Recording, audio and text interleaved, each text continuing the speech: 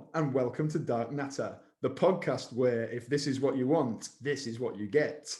I am John Richter, as usual, and I am honoured, delighted to be joined today by Matt Adcock, who is the author of this book that I read recently and was ace. So pleasure to have you on the show, Matt, but I'll hand over to you to let you introduce yourself. Hi, thanks, John. It's a pleasure to be here.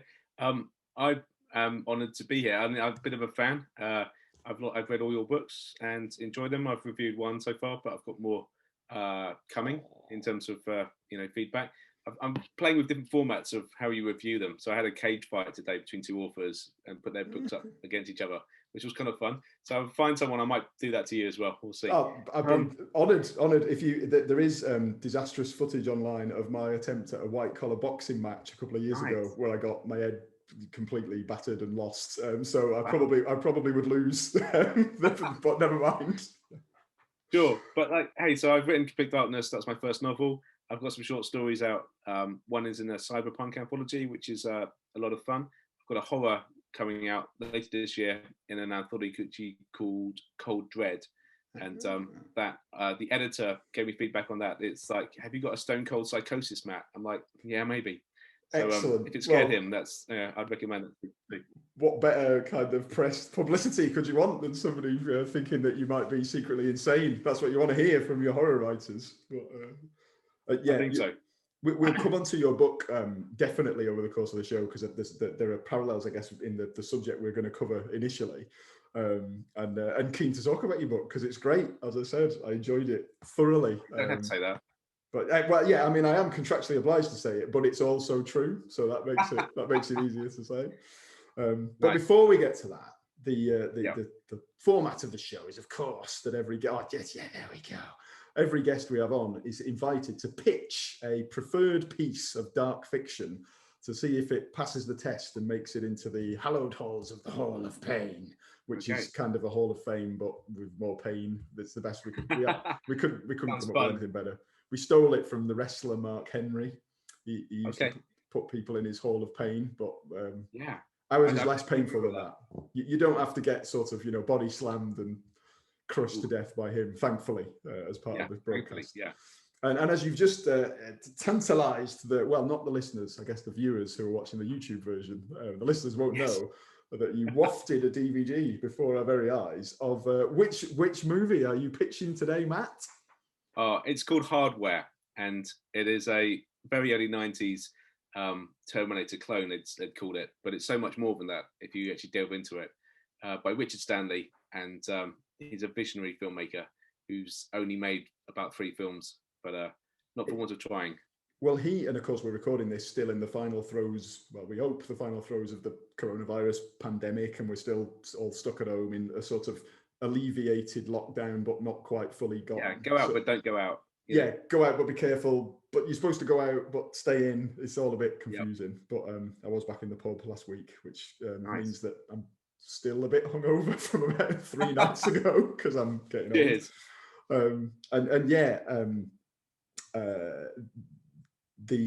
Sorry, I've completely lost why I mentioned that. Yes, the reason I mentioned that is because what we're not allowed to do is go to the cinema. They're still not open yet. So the last time I went to the cinema was to watch a Richard Stanley film, which was The Colour of Space last year. Space, yes. The Nicolas Cage Lovecraft thing, which was really good. Yeah, I saw that too. I saw it at a special screening where he was there, and we got to ask him questions afterwards. And obviously gave him a copy of my book, but nice. He's just a real character in himself. He's just like as mental as you imagine. Yeah, it comes across with his movies, doesn't it? I think the only 2 I've seen is Hardware, of course, which I watched for this show. And thank you for the recommendation because it was great. And Colour Out of Space, and they are just bonkers. They're like these, movies, books. It applies to all kind of fiction, really. There are certain formulas that people follow, and you don't realize in a way how formulaic a lot of stuff is until you encounter something that is completely not formulaic and is just weird, and you haven't got a clue what's going to happen next. And his movies are completely like that. Yeah, that's why I love them. In my other life, I'm a film reviewer for some newspapers, so it meant I've had to go to cinema for 20 years every week for free, which is tough, but someone's got to do it, and I was willing to make that sacrifice. so I got to see a lot of those what you call formula films. You know, just like you can almost play bingo, ticking off the plot points and the character arcs and the the final scene resolution. But yeah, Hardware was innovative in that it just basically did its own thing. It wanted to shock. It wanted to be sort of grubby, and he wore his influences very much on his sleeve. You know, so he got his mates from heavy metal bands to come and star. Like you got Lemmy from Motorhead in there, and you've got the lead singer of the Fields of Nephilim, as the zone trooper at the beginning. And it's just wow, I love all that. That is brilliant. It's, I guess, for the record, we should probably state that Hardware is a 1990 British sci-fi horror film, as we said, written and directed by Richard Stanley, starring Dylan McDermott and Stacey Travis, and also starring a brilliant homicidal robot, which as you say, is why people at the time, I think it was received as like, oh, it's all right, but Terminator's better. And that seems, I don't think it was intended to be a Terminator, inspired. No. I think he thought of the idea himself years and years. He gets really annoyed actually if people say that to him. I read a great interview with Kim Newman from Empire magazine, and he, asked him about Terminator and RoboCop as influences. He says, yeah, slight influences, but definitely not inspiration because he came to him in a dream. Apparently, he said the plot. I mean, I don't know if that'll stand up in court when he got 2000 AD, but. It's certainly a good one. Yeah, it's got an interesting defense. Difficult to prove otherwise, isn't it? Yeah, that he dreamt it, but it's so it might be worth touching on that really quickly then, because I sort of you mentioned that before we started recording. Is that I think it was I've written it down as Fleetway Comics, but I might have got that wrong. But yeah, in effect, the filmmakers were kind of successfully sued because of the similarity of this movie's plot to like an early 80s Judge Dredd annual, I think. Yeah, it's called Shock. This is the actual comic book it's based on. And as part of the compensation package, you now actually get a free copy of this if you buy the DVD, special edition. So that's kind of cool. Yeah, that's quite a good kind of compromise in a way. Yeah, definitely. I think we did an episode on Terminator a while back, and Terminator was successfully sued or settled out of court, possibly, I think, by Harlan Ellison. The guy who wrote "I Have No Mouth, But I'm a Scream" and was a complete visionary nutter. And he's got a writing or like at the very end of the credits, it's like Terminator is based on an idea by Harlan Ellison, but it seems like they've gone a step further and got their comic into all the DVD box sets, which is brilliant. I mean, I'm a sucker for extras like that, and so my wife despairs when another massive package arrives, and I say, "That's a DVD." She says, "How can that be a DVD? It's like it's huge." I'm like, "Oh yeah, there's a model and there's like books about it, and it's the special edition." Or maybe it's a game, for a PS5 game with a full helmet from one of the characters or something in it. There's some brilliant stuff. Like I saw one recently. I think I went into like Forbidden Planet, and I'll say recently, been 2 years ago, so when everything was last open, and it was it's the Batman one where the Joker's had his face taken off and then stapled back on, and it was like, hey, now with a free Joker's severed face mask. And you're thinking like, who's going to buy that? And actually feels a bit icky if you pick it up. Yeah, that's cool. I haven't got around to buying that one yet, but we'll see. Yeah, my kids, fortunately, I mean, I've got two boys. They're 24 and 20, so they have inherited my kind of love of that sort of geek tit tat, I suppose my wife would call it. But pop figures and kind of collectible bits and bobs. They love all that, so that's cool. It's Liam who sort of co-host this show. Sort of currently we're on a kind of alternating basis, so it's like Liam on, then a fortnight later a guest, then Liam back on again, and so. You're not the same person, are you? That's I mean. The other thing is Liam's never done one of these video episodes, so it is starting to look like I'm just doing two voices and talking. Your alter personality. I'll have to try and mitigate that, or maybe I should promote that because that could add a level of intrigue to the show. He's funnier than me. Sadly, he brings the I bring this sort of over enthusiasm, and he brings the jokes. So we'll see if we can mirror that formula today. He reviews video games for a living, so he gets constantly bombarded with just free all that stuff for free. He'll just be like, "Hey, here's your review copy of whatever," and we've just thrown in a free gold-plated giant figurine of the which I'm sure they're not trying to influence his review scores. But well, you say that when I did the film reviews before we got shut down, I used to go to some of the junkets, and the goodie bags for those were great. So when the not the most recent Predator, but the one before, the Predators came out, everyone in the audience got an actual Predator 3-dot laser sight that you could mark people with, you know, as it's like a shoulder cannon weapon. And I was like, that is so cool. I want one of them. Yeah. Or Hitchhiker's Guide wasn't the greatest film adaptation ever, but it did. Everyone got their own towel with the logo embossed on it, and so that was really nice. That's brilliant. There is some good. Basically, they've kind of I think maybe this is a massive generalization, or maybe this is just bollocks. But when I was young, so me from the age of, I don't know, 10 to late teens, like my dad would constantly be sort of all this stuff you like, it's just for nerd. You're going to grow up, you're going to regret all this. You're not going to be interested in this when you're older. And of course, he was completely wrong. And it turns out loads of people were of that age group who are now 30 odd, 40 odd, 50 odd, are very much into this stuff. And we're all happy to pay big money for it because we all now have somehow got half decent jobs. So there's just a huge market for kind of nerd paraphernalia now. Absolutely. I mean, I think merchandise is a valid thing, and it's like you say, people have grown up with it. Finally, it's become kind of mainstream enough to, support shops like Forbidden Planet, which would have been curios, kind of like on the seafront at one time, and now they've got mega stores. So it's crazy, and in a good way. It's good that all this stuff exists, I think. And you see some of the prices of stuff that's trading on eBay, and you think to yourself, oh, well, I would buy that, but I can't believe there's enough other people who would buy it to make it worth. But there are, which is great. Yeah, I mean, so that's kind of. I think in some ways hardware was way before its time, because if it had come out now, it would have had all the figurines and the kind of like the associated cool stuff with it. Yeah, but it just definitely. Back then, it just didn't have that at all. There was no budgeting for that.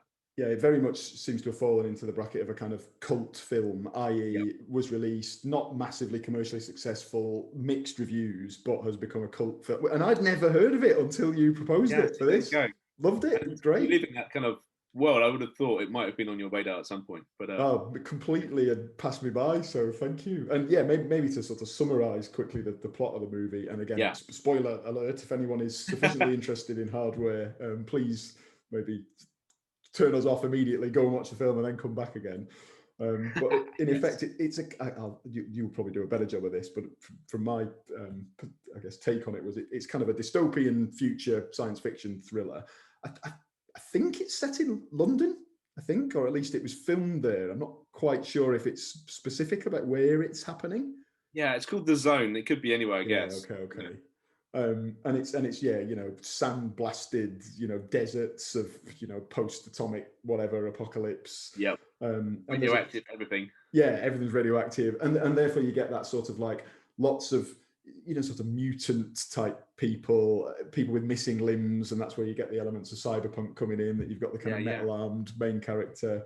I guess another. Can I just ask you? Please do. I thought you might have referenced that in your book with the metal hand that is the baddie. I thought that might have come from hardware, because I thought I guess it's interesting. I wonder what the trope originator of metal-armed cybernetic implant is, because so certainly in my book you're absolutely right. It's a kind of murder mystery where the dead body is clamped into a wall by a severed sort of cybernetic arm, and that I think that thing of a cybernetic arm is a complete kind of cyberpunk sort of trope. But I definitely didn't get it from hardware, having not seen it. But obviously lifted it from somewhere else, but I'm not sure where that inspiration came from. It's probably quite common. Yeah, maybe it was a dream. Well, there's even in the new video game Cyberpunk 2077, which I haven't played because it's got that press that it's a bit glitchy, and I'm kind of waiting for them to fix it. Oh, no, it's worth it though. I mean, okay. It was slightly glitchy to start with, but I've had a lot of fun with it. So I'll probably. Being a PlayStation player, I'll probably platinum it, because it's. So you'd recommend not holding out for almost like the PS5 version or whatever. Just go for it. I just couldn't wait. My self-discipline levels are not great, so I might, if they do a good enough version of extras I add into it, then I might play it again. But the PS4 version runs pretty well on PS5 now, and maybe because there's been a few games like that, and it frustrates me. Sorry, massive digression, but very quickly, frustrates me a little bit that there's this current thing of we're going to release a game that's basically knackered, and then we're going to patch it and fix it. Is it. No, because and it's almost like you hear reviewers saying, "Oh well, I'm not going to touch on the glitches because I'm sure they'll fix them in the patch." Yeah. And I'm like, "Well, but I'm buying a thing. I want it to work now, not in the future." Do you know what I mean? You don't get that with films, do you? They're like, we'll patch in those special effects, like next time it comes out. We're like, what? So that frustrates me a little bit because you never know, because what it means is, oh, well, shall I buy it on launch? Shall I wait 3 months, 6 months, 12 months? How long do I wait to get the better version? It just sort of confuses me a bit, maybe. But just remember, John, you might die tomorrow and then you'll never play that. So that's my philosophy. That is very true. In a nuclear apocalypse, potentially. Cyborg attack, who knows? Anything can happen these days. And Cyberpunk 2077, of course, has got Keanu Reeves in it, and he's playing a character I think is called Johnny Silverhand. So it's another metal-armed. Do you know what I mean? There's so many of them, but I don't know who came up someone with it first. Somewhere's probably doing a doctorate about it. Is there one in? So that people always say Cyberpunk was in effect. There's the two texts are you've got William Gibson's New Romancer, 1981 or whatever, and then you've got similar time you've got Blade Runner. So I'm trying to think. I don't think I'm going to embarrass myself now. I don't think there's a metal-armed individual in Blade Runner. Well, the replicants are kind of super strong, aren't they? But you don't really see them. You don't see them pared down to the exoskeleton, do you? So correct, and you definitely see it in Terminator and Terminator 2. But I still feel like that was 84, was it? Yeah, This is going to be something for us to Google afterwards. Find out who first came up with the archetypal metal arm kind of thing. But we'll patch in the detail about when things falls again. Yes, excellent. For any listeners in 2021, we'll patch it in next year. So back to hardware. So you've got this sort of metal-armed scavenger type character, and he scavenges up. It's basically a kind of knackered bit of it's like a robot's head, basically. Yeah. So, like a metallic skull kind of thing, which hence the Terminator parallels, I guess, that were drawn. Indeed. And I think he's got a contact, hasn't he? Who's, with the kind of mutant radiation setting. I guess an easy go-to for them was to get a person with dwarfism in to play one of the characters. And the guy, I wanted to give him like a shout out because I think his name's Mark Northover, and he plays Burglecut in Willow, which I used to like. Oh yeah, I thought you looked familiar. I mean, I'm all for that kind of using people, giving it with their special abilities, whatever, because you see Andre the Giant, and he kind of like got all those parts for a while, and even David Prowse and that with his Green Cross Code Man, he was big enough to to play Darth Vader, inhabit those roles. Yeah, absolutely. Yeah, it's an interesting one because it's an uncomfortable thing in many ways because you've got, as an actor, you are bound to be cast based on your gender, your ethnicity, your physical appearance, your age, but all those things kind of technically should be illegal. So maybe there's a reckoning coming at some point where that'll all have to change. Certainly. In the cancel culture, you can tell they'll come for it at some point. Yeah. You see, I was reading a piece about Terminator 2 where the bit where they freeze the guy and shoot his arm off and stuff. They had a guy with no arm being that character. Oh, really? But they could actually do that. I was like, wow, that's just good thinking, I think. The bit when he the T-1000 is the floor, and he sort of and then confronts the security guard with an image. Yeah, they had someone who was actually a floor and made that. It's a bloke who was some lino. There was two twins. The clone of those actors are twins. Yeah. So if you see in Gremlins 2, there's like a scientist who's working on cloning, and then the gag is that another version of him pops up and goes, "Hello." It's two actors who were twins. I mean, why not? Cool. But, it's probably cheaper than CGIing the whole thing. So. It kind of makes me sad that those twins wouldn't get any work now because people would just CGI it. I sort of want that to go away. I don't know why, but yeah. So main character whose name I have failed to make a note of. What is the main character called? Max. That's it. Who's played by Dylan McDermott. He takes this weird skull item to his missus or a lady. I mean, what a romantic gift, Here you go, honey. Here's a robot skull. She's meant to be like she's some sort of like punk dystopian artist. So a sculpture, you could say. Yeah, and she's gonna, she's hot, whoever she is. I had a massive crush on her so much. Yeah, she's lovely. And I don't think I've ever seen the actress in anything before. No, she didn't do Stacey a lot. Travis. But yeah, very, very beautiful lady, great performance in the film. And because I guess it does eventually evolve into a horror movie, as we'll get to. Yeah. She becomes, that old, another trope, that old, the final female, she's the kind of last survivor of the killer. But we'll get to that. Yeah.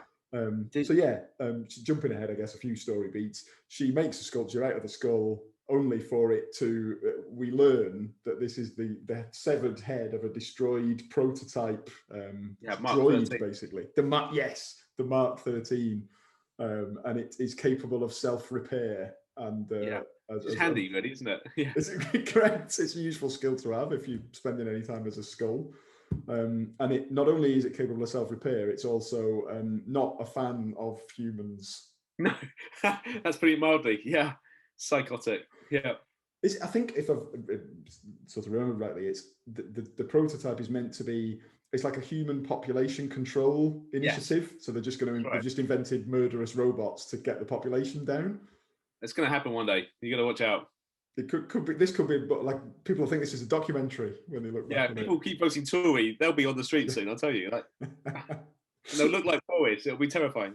Oh, can you imagine that? An army of Boris Johnson lookalike robots. Please, no. Oh, let's not do that. Oh, I said that. God. So yeah, of course, the Mark 13 does what it's built and programmed to do, which is while they're slumbering happily in bed, it starts to reassemble itself from all the bits of her sculptures and cobbles together this kind of grotesque.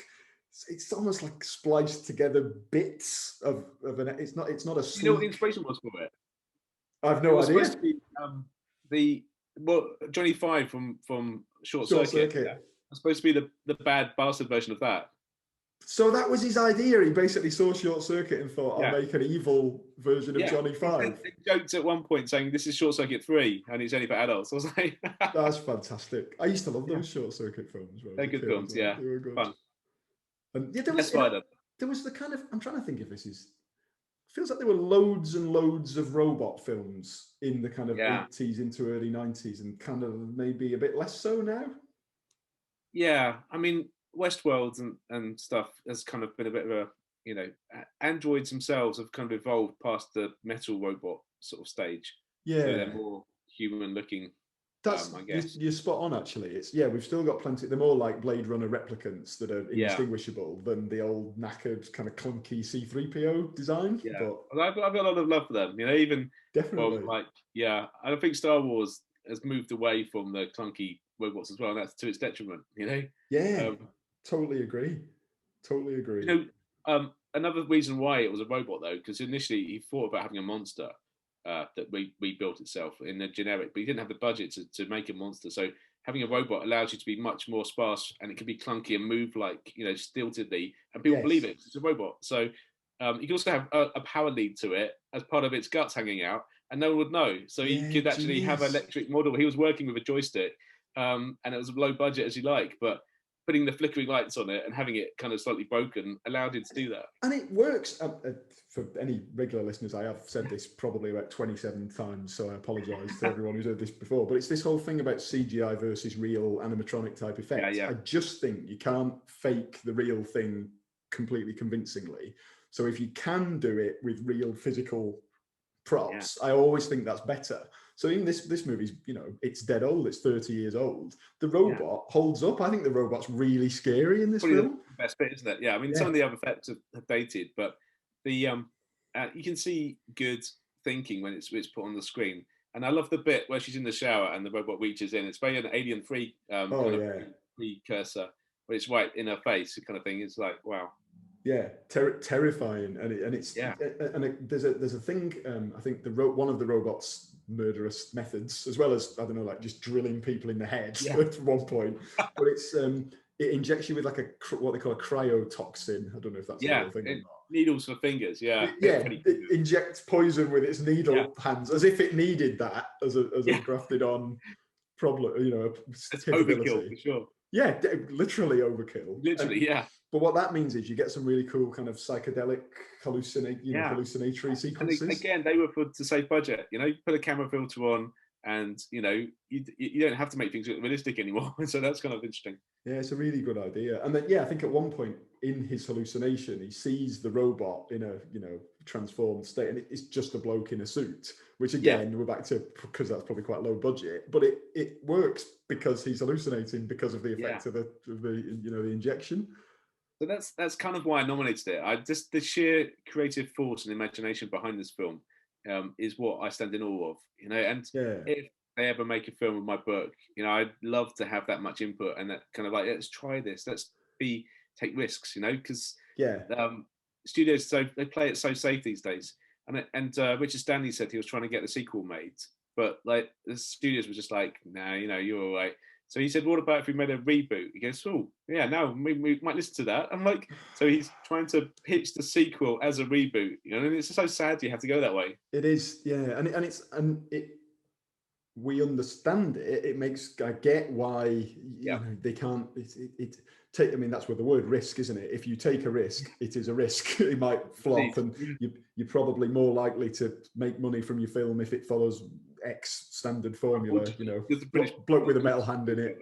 Yeah, most reviews are sheep, so that's a shame. Correct, and it is a shame. But I guess it means that when you do get some weird, bizarre, cobbled together movie or book, or something that is off the wall, it's to be treasured, isn't it, and to be kind of cherished. I mean, it can go one of either ways. It can be wildly shunned, or it can be much loved and sort of appreciated in the cult kind of classic vibe. And I think it's always a shame when someone goes all out and then it doesn't quite meet the mark, and it just ends up being a bit of a bastardization, and sort of the idiot child that they've hidden away, never to be seen again. Yeah, and then sometimes these get unearthed and kind of find a new fame later in life. So it's good that I struggled to watch Hardware because I think it wasn't available on any streaming service, and I think the DVD version I tried to buy on Amazon, and it was like, oh, we've got no copies available. I think in the end I had to watch it like if someone's uploaded it on YouTube, and I just had to watch that, which I kind of feel bad about. So that DVD you've got is probably worth £100. Hey, you know what I mean? Nice, especially with the comic. Like that's absolutely great. There was another aspect I was going to mention, or a few actually. You touched on some of the cameos and some of the kind of like rock and roll punk kind of vibe. So Iggy Pop is in it, isn't he? Yeah, absolutely.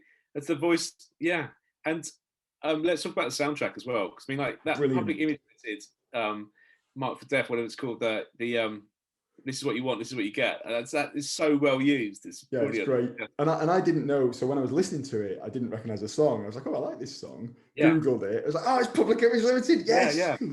Really cool. I mean, it's again just points to the whole package being thought through. So they haven't just gone with backgrounds, free royalty free music. They've actually picked out tracks that they want to use and put them in there. And I guess the feel of it and all of that, like you say, the cameos of some of the Lemmy from Motorhead and the tunes, it feels like an MTV movie. It feels like that era, doesn't it? Of just like in your face onslaught of music and images and crazy shit in a good way. Yeah. And because it was like Miramax and stuff, I mean, apparently it's tied up in lots of white shenanigans, it has the kind of slightly pervy scene as well, where the voyeur's looking at Stacey, through the thing. The neighbour, the creepy neighbour. I wanted to give a shout out to that actor actually. So his name apparently is, I've never heard this actor before. His name's William Hootkins, whose nickname is the Hoot, and he is. Do you know in Batman? Do you remember that corrupt cop called Lieutenant Eckhart who gets knocked off by the Joker quite early doors? Yes. It's him. It looks completely different. He does, absolutely. Yeah.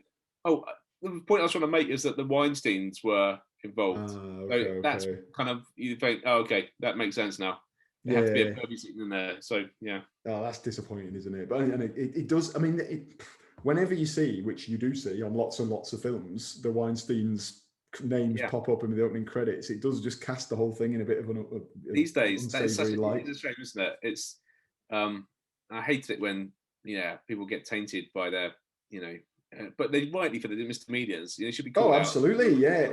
But the problem is the problem is the sort of art that's been other people have created and done all the hard work on and deserve to be celebrated. It's kind of spoiled because it's been tainted by those scumbags. So it is that's a real problem we have out there.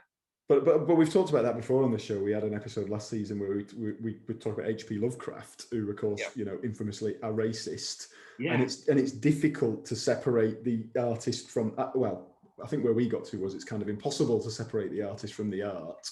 You don't want, we touched earlier on cancel culture. You don't want everything that's had a shred of involvement by, so if somebody's found to be a bad person, they get, let's use the word cancelled, and I think that's right in many cases. Yeah. But you don't always want to lose all of the art itself, is at least my argument. But it's a really hard quandary, isn't it? It's a moral quandary, I guess.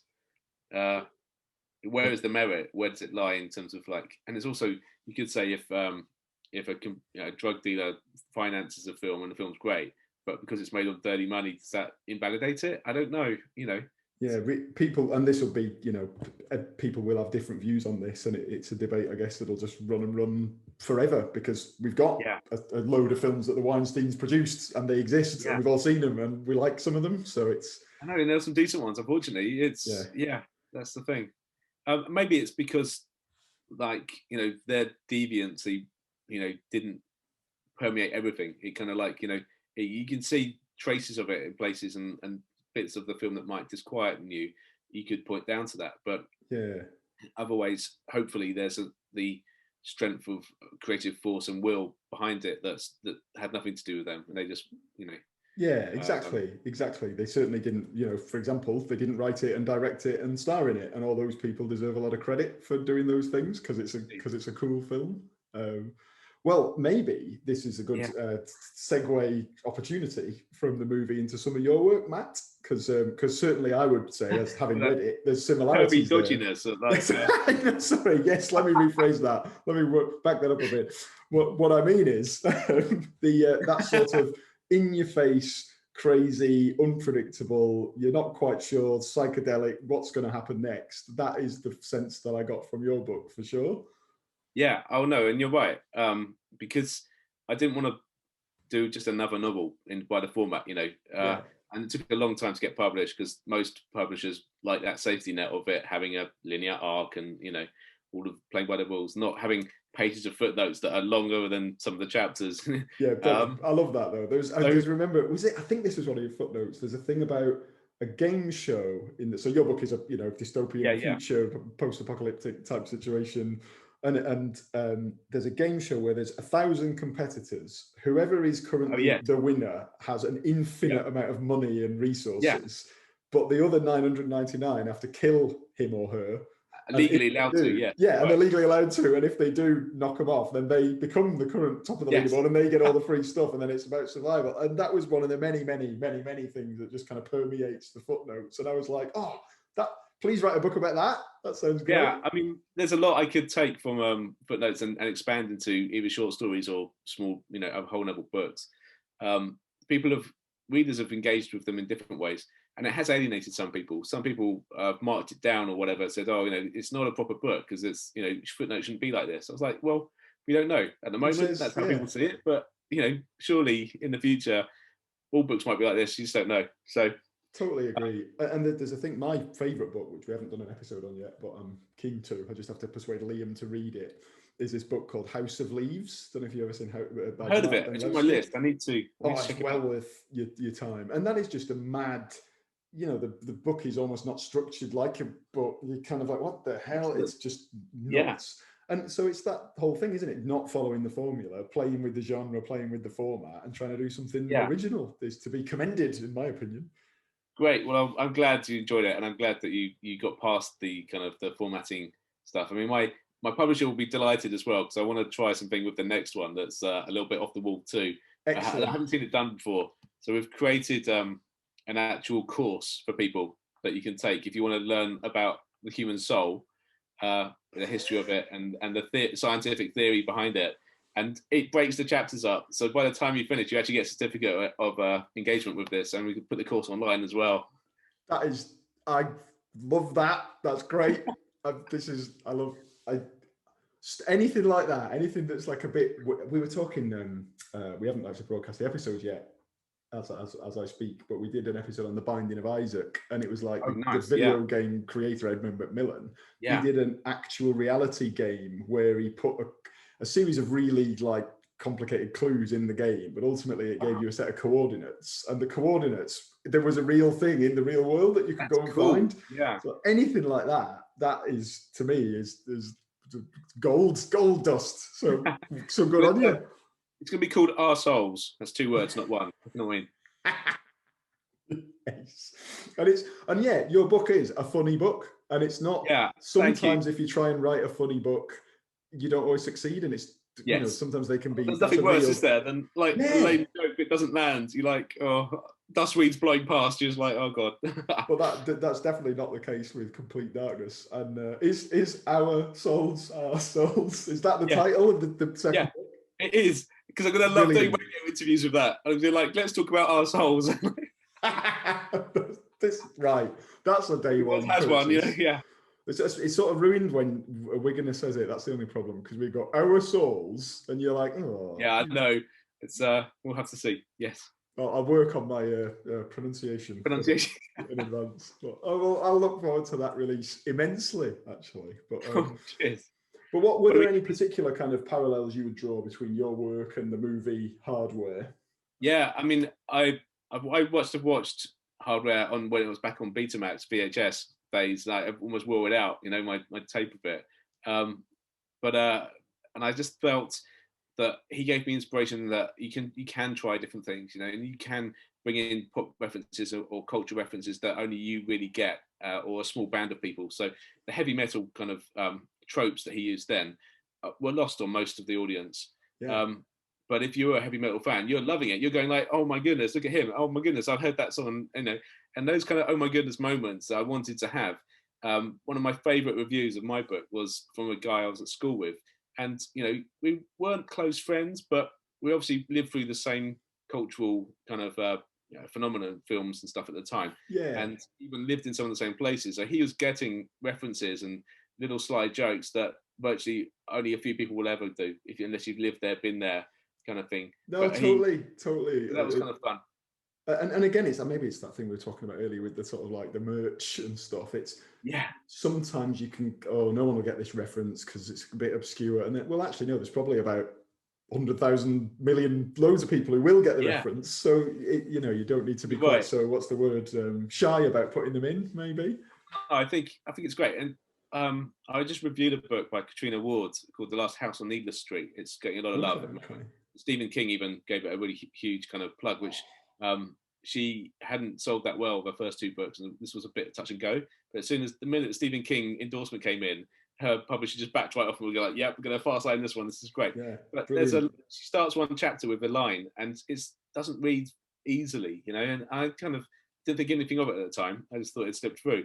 But one reader had trawled through most of Stephen King's works, and it's actually a reference to a really obscure reference to one thing he wrote.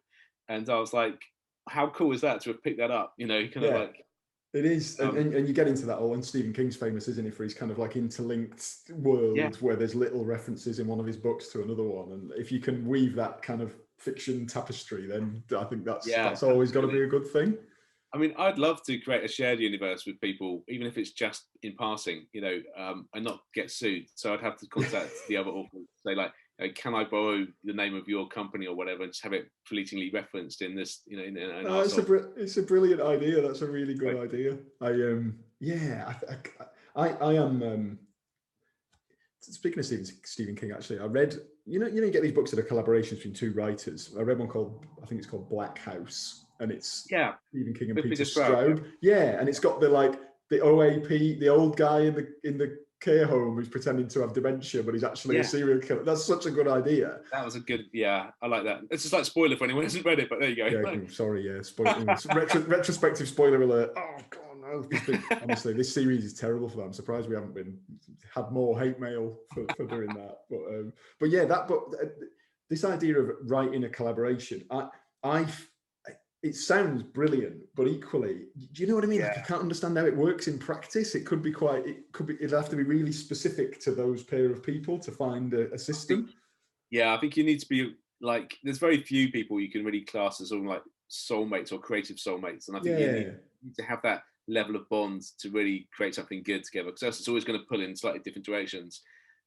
Even And that brings me nicely onto the comic book version of Complete Darkness, which I'm working with an artist who's inspired by 2000 AD. He's got his own book stuff out in the past, but he's read, we're doing the prequel where the theory is if we could magnify starlight that's bounced off a star and come back to us, we could see what's happening on Earth at that time.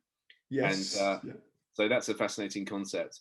And we've got these desert scenes from before Christ's kind of time, and he's got his own slight take on it, and I'm finding that fascinating to kind of to let go a little bit and not to be kind of like, oh no, I meant it like this, and to kind of breathe the comic. So it will be the same plot points, but it will have a slightly different feel to it, and I think that's a good in a way. So definitely, you wouldn't want to be slavishly micromanaging that whole you could. But it wouldn't be any fun, would it, for him or anyone? I think, I think you're spot on. Actually, it's almost like once you've allowed your creation into the world, if you want someone's going to adapt it, you've kind of got to let them take the vision in their direction. Yeah.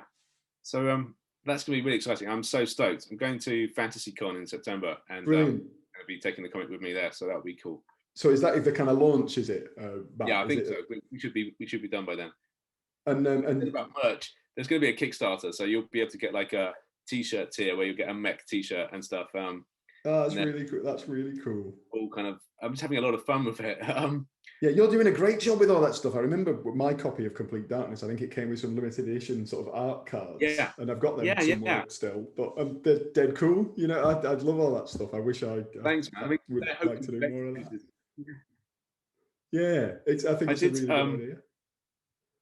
I mean, that was part of the marketing drive. I got a few artist friends, or even just pitched up to artists and said, "Would you read my book and draw a character?" And they were like, "Yeah, sure."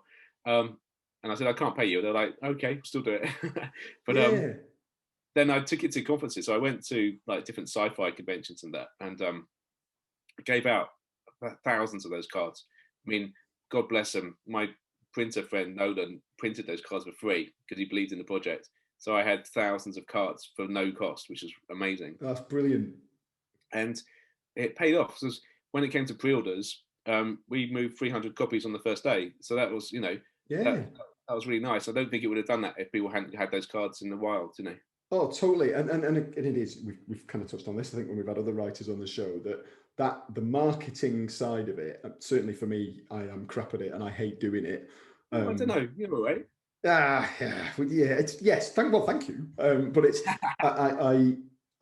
it feels it's not the part of the job that I enjoy, I guess. So it feels like, oh God, I've got to do more. I need to tweet more about that. And I think it's great to see, you are doing it in many innovative, interesting, different ways. It's been my day job. I've worked in marketing and communications for more than 20 years, and so to have my own product to market is a bit of a fun. It's a fun dream come true hobby.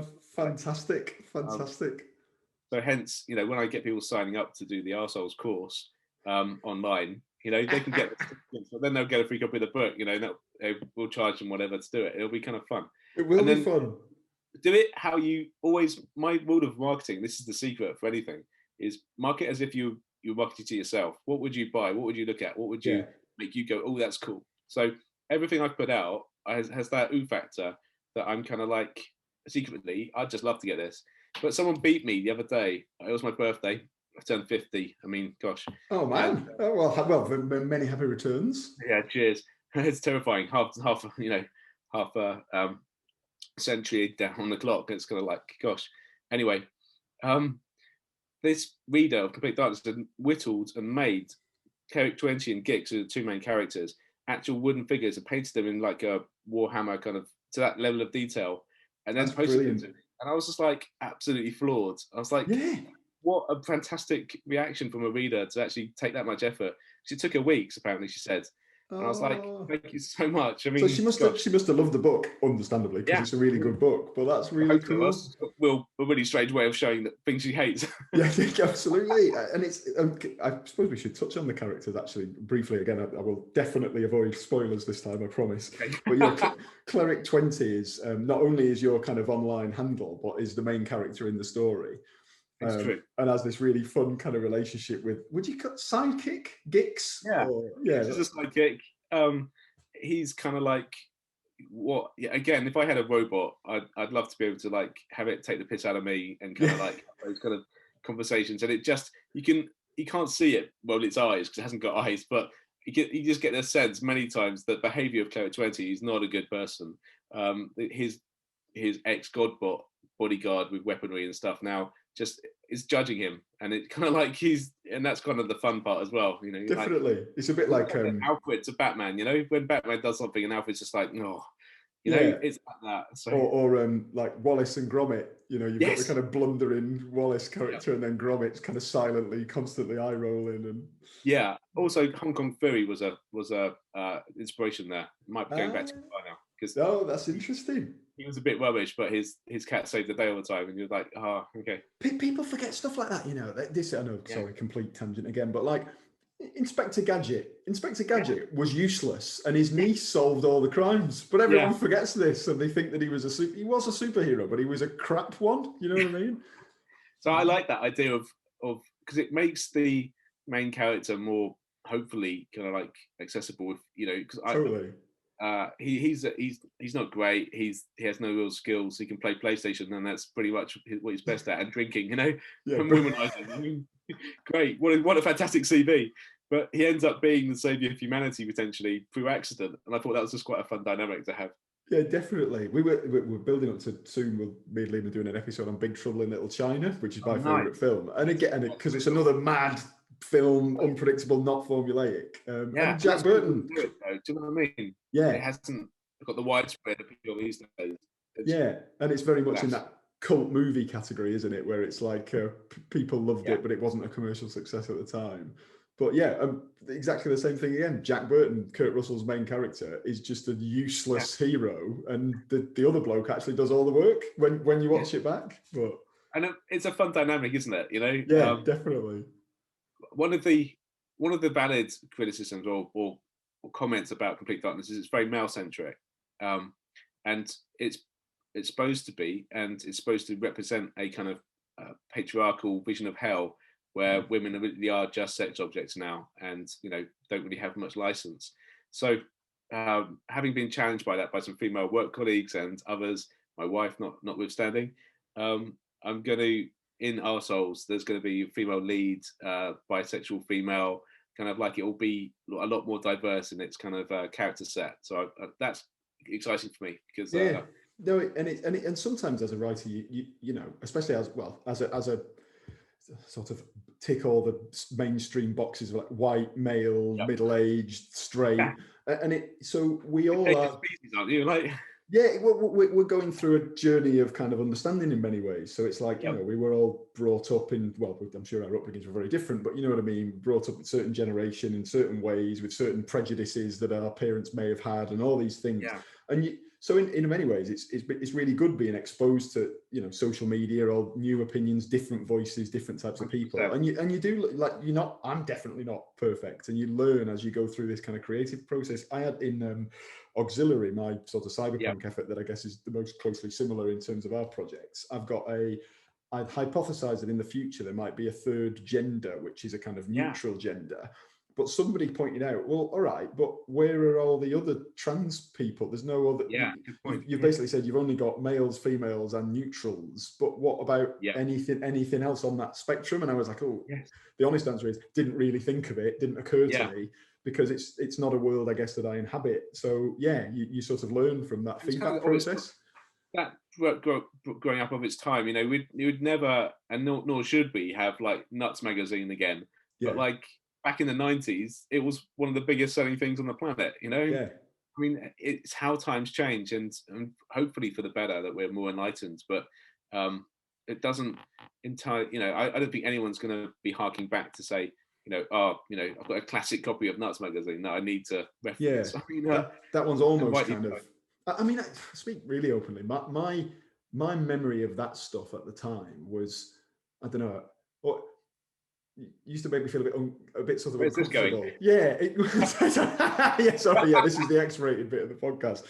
I used to feel that it was weird that that stuff existed and was kind of normal, and people were buying it over the counter. And I always used to be a bit, you know, like your mates were buying that stuff when you were like 14, and I was a bit, oh, I'm not going to buy it. It feels a bit uncomfortable. So there's been this like collective realization, oh yeah, that probably shouldn't have happened. Let's kind of sweep that under the carpet and move on as a society, which is good, isn't it? But it is good that we can learn from mistakes. But like when you're in, it makes you wonder what's happening now that is probably going to be looked back on and as well. And can you go too far? I mean, I never want to get to the point where there's no, say, horror films, because everything has to be moderated and nutified. But the one thing that bothers me most is when they remake a decent horror film and make it a 12, and I'm like, it's never meant to be a 12. Yeah, totally. But then you're back to it. But I don't think they do that for good progressive reasons. They do that because they're trying to sell more copies, aren't they, to a bigger audience. And the number of, I'm not saying that a movie has to contain gore and violence and foul language to be good, but some of them do. Like horror films do usually. It should be there as an option, I think. Yeah, definitely. So there's nothing worse than like, hey, it's the reboot of, you know, the new Terminator movie, Certificate 12A. Oh, really? Yeah.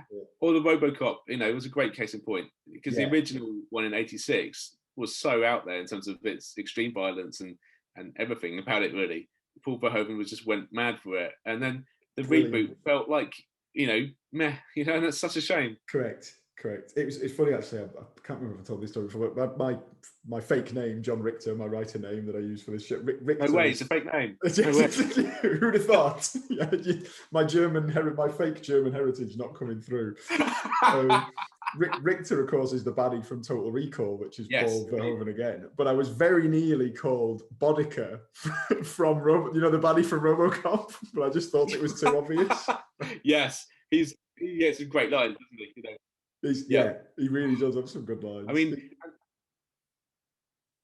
and somebody can't even really glory him because they were of their time. You know? He does say, I will quote one, apologies to anyone for the swear word I'm about to say, but he gets nicked, doesn't he? He gets beaten up by RoboCop and arrested, and then they sort of take it, you know, they're trying to read him his rights and all that stuff, and he just spits a lot of blood onto the desk and goes, give me my fucking phone call. Just a horrible man. Horrible man, but I mean, brilliantly acted, brilliantly written, because you remember him for being horrible, and that's, you know, the worst thing you can have is a villain who's not very memorable. You know, you may have a body count, but if he's not memorable for it, then he's basically wasted his time. Sorry, serial killer. You know, you're just like, Well, I will not reveal who the villain in your book is, because that will readers will enjoy that, I think, when they get that far. Cool.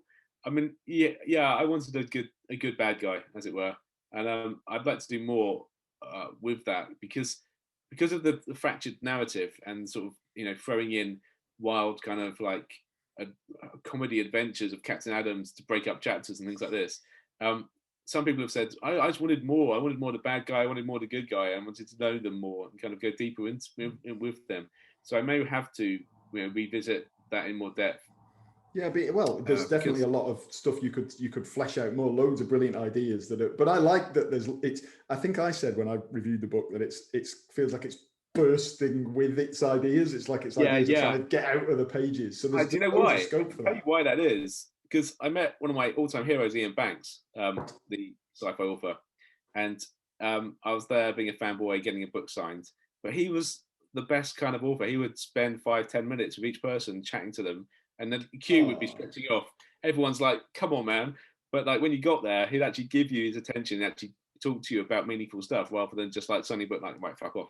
Like, that's awesome. But he said, Matt, you know, I can tell you're a creative guy, and what you need to do is just write down all your ideas. Every time you have an idea, keep a pad with you or jot it down.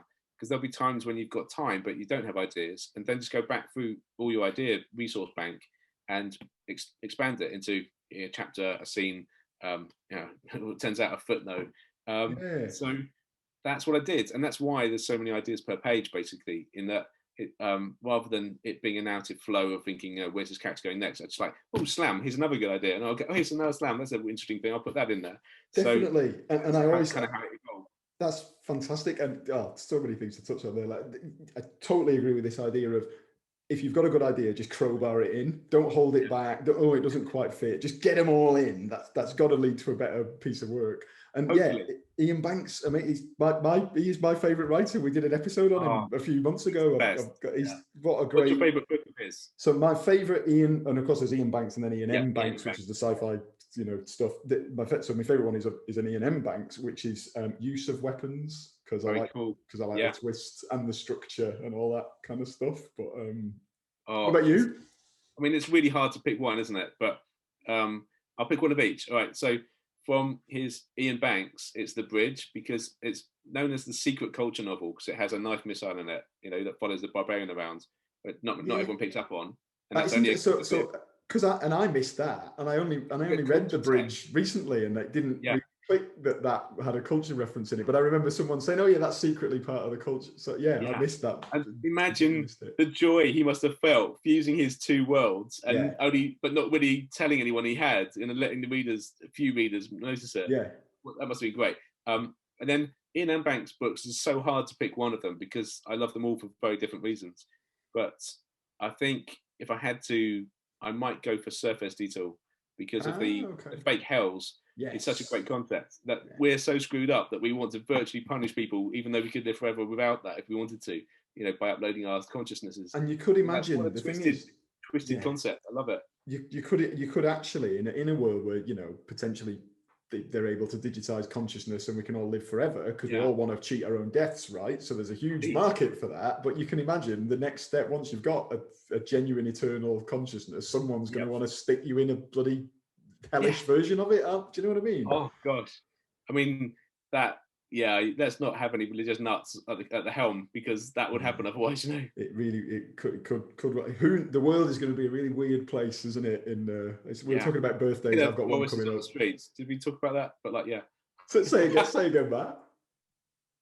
Say that last bit again. Boris is on the streets. Yes. The kid Boris is on the streets. Yeah, I mean, gosh, that is a future none of us wants to see. Yeah, it really is. But it's not necessarily a future we shouldn't write about or create because I think future sci-fi can be such a great pressure reliever, stress reliever, and I've always seen horror films in that way. I don't really get too freaked out by horror films, and perhaps I'm just a sociopath. But equally for me, it's that kind of slight endorphin rush, and then it's going to be okay. And very much being able to differentiate reality from fiction. So there's probably only one horror film that's ever really given me a heebie-jeebies that's even now makes me go a little bit kind of like that. Which was that? Which one was that? I must ask about that. Okay, it's called Lake Mungo. I don't know if you've seen it. This is a weird coincidence, but a guy who I've met online recently in exchange, and he was kind enough to invite me to appear on his podcast. Nice. I said, we'll have to have you on Dark Natter. What would you recommend? And he said, Lake Mungo. I said, what's that? And he said, I'm not telling you. Go into it with no knowledge. Okay. So that's right. That's two recommendations for the same thing now. You must watch it. Interesting. And it's not your sort of Hollywood film. It's kind of, it's not like found footage, but it's slightly like that. But it's so well done in that it haunts you. It will, if you let it, and you in the right environment, you need to be in a dark room, just full attention, maybe a glass of whiskey, and just let it wash over you, and it will. By the end, you'll suddenly be like, "Oh, okay, all right." This is. I will not tell you what's on it, but you'll know when you find the mobile phone scene. That's all I'll say. Okay. Even now, just saying those words out loud makes me do a little shiver. That's brilliant. That's a great recommendation. Well, for any listeners who haven't encountered Lake Mungo, I forgot the title. Lake Mungo. Name. But I thought it'd be a comedy with a name like that, but it really, really wasn't. the opposite of a comedy. Oh well, I might watch that tonight. We'll see. I'll have to try and stealth it in with my. It's a great date film. Ask your wife. Tell her it's a romantic comedy. Yeah, she hates horror films, so I'll have to. I don't know whether I'll be able to get away with it. I could give it I don't know what genre it is. I've just been recommended it. Let's see. That's a bit out of order. I took my wife to see the Bram Stoker's Dracula remake. I told her it's a love story, which is not a lie. It's not a lie. No, it's factually true. But then I pushed my luck and took her to see Reservoir Dogs because she hates violence or anything like sadistic. I told her that was a love story as well, and it is a sort you could kind of get there if you. Yeah, Mr. Orange and Mr. White. Forms of love, but. you know, between Steve Buscemi and the Diamonds as well. There's love there. Love of money, yeah. But that didn't go down well either. So she stopped taking my recommendations for films after that. So I'm kind of in that position. This one might have to get watched on a more lonely evening for me. But we'll see. We'll see. Well, I look forward to hearing what you think. I will definitely let you know. Yeah, I will be, as always, I'll probably tweet about it. Yeah. Because I recommended it to one person, they didn't get it at all because it doesn't hit with everybody. I think they were expecting a flashy, horror film with a serial killer or something, and it isn't that. It's so much more in many ways. Oh well, I will definitely take this recommendation and watch this space for my full report. Who's the other person who liked it? Because I mean, they say I'm like they must be a good sort. The podcast is called Writing the Schoolies, which is kind of a pun, because it's like he's interviewing people about your memories of school, which is a cool idea, isn't it? So yeah, I like that. And that is a commonality that we all have, having gone through school, unless you're like some, Peaky Blinder kid who's in the caravan to go to school, But yeah, he's I think he heard, listened to Dark Natter and enjoyed it, and then just he asked me if I wanted to be on his show, so I just rambled. I love a network like that. Yeah, it's cool. We find peers through being out there. That's really a good feeling, isn't it? Well, that's basically how you and I met, isn't it? In effect, was on Twitter or whatever, just exchanging, hashtag cyberpunk type books. I think that's probably how we met. Yeah, which is great. Yeah, it's a different world now. You can be held to account, and yes, you can promote, but equally you can make connections, and some of them can be real. Like I met this guy, he's a horror author. He's just got his first book out called 4Y, and he was one of the first people to read Complete Darkness when it was just out of its pre-publication date. And he loved it, and we've just been friends. I've never met the guy, but I just know that we meet up in a pub, we're going to have a good time. Because we have a very similar mindset on stuff. And fingers crossed, we'll all be back in pubs and able to meet up very soon. Very soon. Fingers crossed, indeed. Well, Matt, we have reached the point of the show in which I need to now adjudicate and decide whether your pitch of hardware is worthy of a place in the Hall of Pain. What criteria do you use to judge this on? Basically, the criteria is everything that's ever been pitched always gets in.